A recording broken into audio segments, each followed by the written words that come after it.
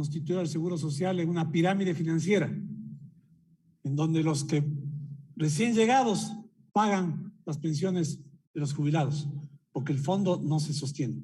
Pero llegará el momento de discutir ese tema y ojalá con cifras, con documentos, con evidencia empírica y no con consignas en relación con el sistema de seguridad social. Ahora me refiero específicamente al proyecto que estamos revisando y quisiera hacer algunas observaciones respecto al mismo. Aquí se dice que el Instituto, con su venia, señor presidente, leo, el Instituto de Seguridad Social y las entidades de su propiedad con objeto de transparentar las cuentas de la institución publicarán anualmente en los primeros 30 días de cada año fiscal sus estudios financieros, incluidos sus balances y los cálculos actuariales con los que cuente hasta ese momento. Y me parece a mí que aquí hay varios errores, ¿no?, que van a generar, de aprobarse este texto, confusión en cuanto a la aplicación y el alcance de lo que aquí se pretende.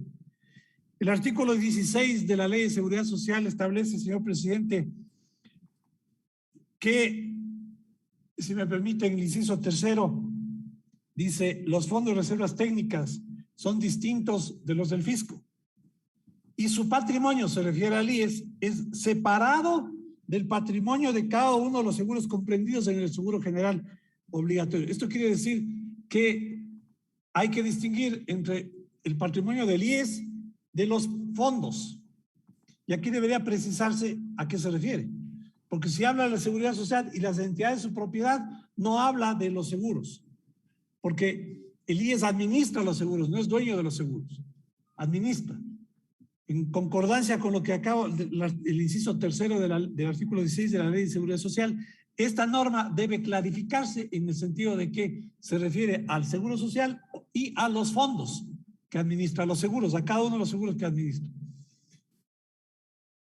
Lo segundo, señor presidente, es lo que tiene que ver con las entidades que son de su propiedad. ¿Qué entidades de su propiedad, señor presidente? Es el BIES. Pero el BIES ya tiene norma propia. No necesita una norma establecida en la Ley de Seguridad Social que regule sobre las entidades de su propiedad. Estoy suponiendo, porque aquí no está expresamente señalado, que el BIES está considerado dentro de las entidades de propiedad del IES.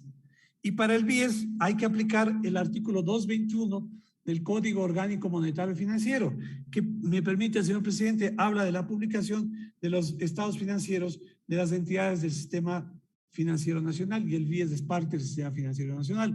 Consecuencia, aquí o se aclara el texto o se reenvía a lo que establece el Código Orgánico Monetario Financiero.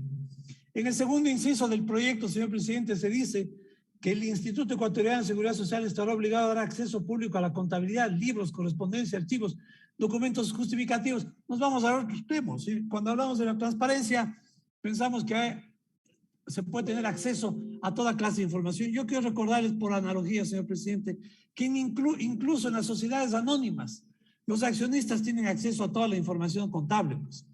Para eso están los organismos de control. Para eso está la Superintendencia de Bancos, que hace control de los registros contables, de los asientos, de todo lo que se refleja finalmente en el balance de los estados financieros, que es aquello a lo que tienen acceso los accionistas de una sociedad anónima o de un banco. El caso específico del IES, los afiliados y los aportantes. Pero serán las entidades de control las que tengan acceso a toda esta información. Porque imagínense ustedes, a 3 millones de afiliados, ya creo que 2 millones por la pérdida de empleos, pidiendo la información a la Seguridad Social sobre los libros, quiere decir los libros contables, ¿no? Y los asientos contables, la correspondencia, los archivos o los documentos justificativos de sus operaciones. Para eso están las entidades de control, pues. Las entidades de control son las que verifican sobre la pertinencia de los documentos que justifiquen operaciones, por ejemplo, inversiones. Pero no es algo que pueda tener acceso cualquier persona, porque eso genera, aparte de dificultades administrativas, logísticas, ¿no?, un acceso inadecuado a información que, señalo por analogía, ni siquiera los accionistas tienen en el caso de las sociedades anónimas. Finalmente, el último inciso dice: la reserva de la información no aplicará a todos aquellos aportantes al sistema de seguridad social. Aquí hay que hacer excepciones, ¿no? Porque se habla del Instituto de Seguridad Social, se podría incluir aquí al sistema de salud dependiente de la Seguridad Social, y querría decir aquí que no hay reserva de información incluso sobre la información personal. Deberíamos tener en cuenta aquí, señor presidente, para cualquier efecto, lo que señala el artículo 6 de la Ley de Acceso a la Información, que establece cuáles son la información que es confidencial, que no, a la cual no se puede acceder. Porque transparencia no quiere decir pues de acceder a cualquier tipo de información. Esto me parece que es un concepto equivocado.